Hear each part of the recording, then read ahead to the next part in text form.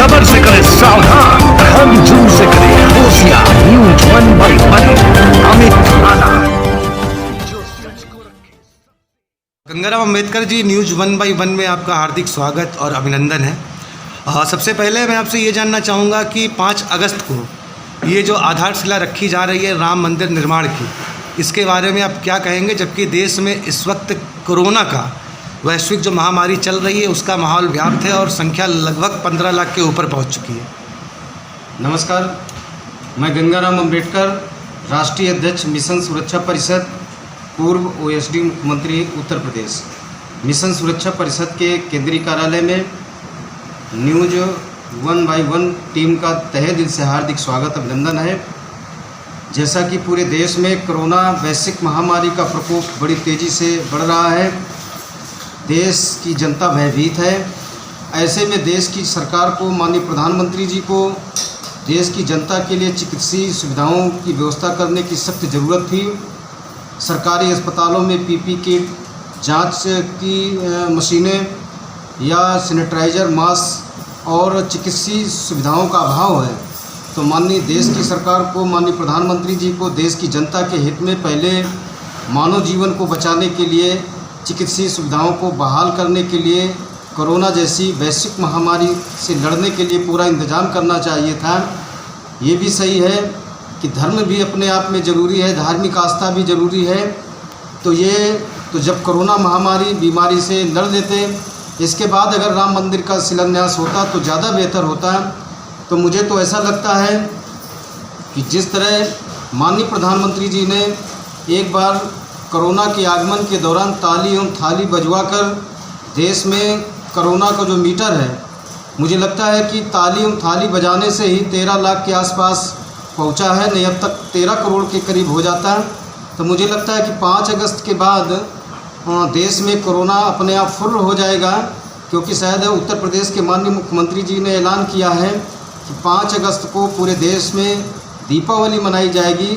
दीपक की रोशनी देखकर लगता है कोरोना यहाँ से गायब हो जाएगा।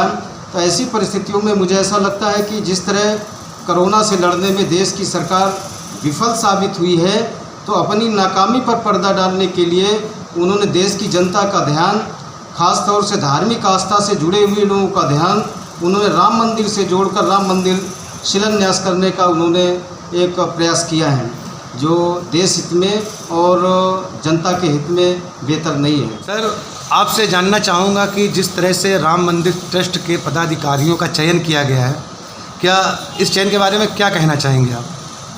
जैसा कि राम जन्मभूमि मंदिर के अगुआ श्री विनय कटियार जी, बाबूजी श्री कल्याण सिंह जी, जो उनको बड़े गर्व के साथ कहते थे कि वो राम जन्मभूमि मंदिर के अगुआ हैं।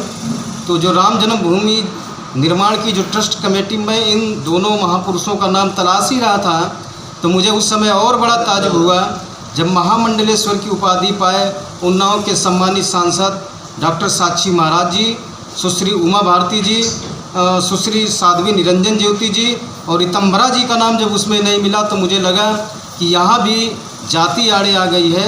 जाति को उनके सामाजिक जो उनका धार्मिक संघर्ष था उसको नज़रअंदाज किया गया है, इन नेताओं के समर्पण को नज़रअंदाज किया गया है।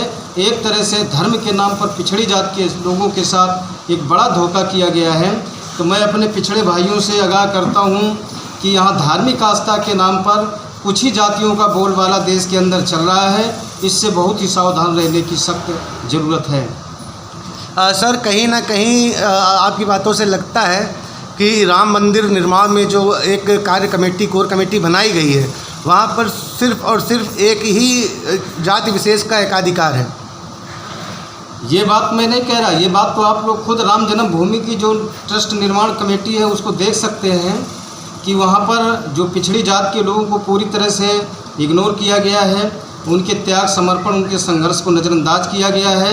तो इससे साबित होता है कि जो पिछड़ी जाति के जो पुरोधा थे, जो राम मंदिर से जुड़े हुए लोग थे, सुश्री उमा भारती जी, साध्वी रितंबरा, सुश्री साध्वी निरंजन ज्योति जी, श्री विनय कटियार, बाबूजी कल्याण सिंह जी को जो नज़रअंदाज किया गया है, उनको उस ट्रस्ट में नहीं रखा गया है।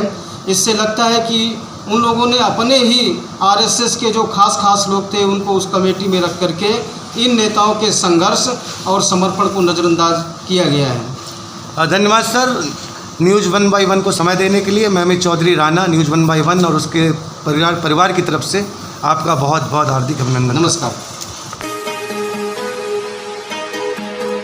Subscribe my YouTube channel News 1/1.